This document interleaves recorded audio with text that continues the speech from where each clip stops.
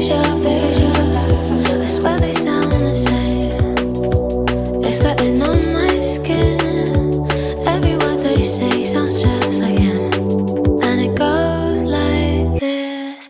We'll get in your car and you'll need to kiss me. We'll talk for hours and lie on the backseat.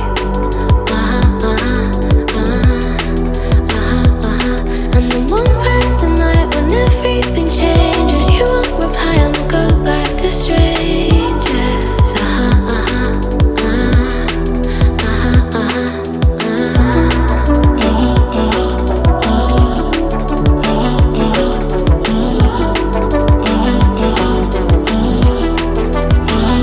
It's something that I hate, how everyone's disposable.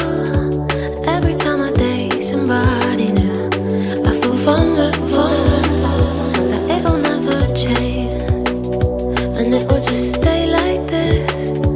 Never ending dating, breaking up, and it goes like this. We'll get in your car and you'll need to kiss me. We'll talk for hours and lie on the backseat. And then we'll ride the night when everything changes. You won't reply and we'll go back to strangers. It always ends the same when it was me and you. But every time I meet somebody new, it's like deja vu.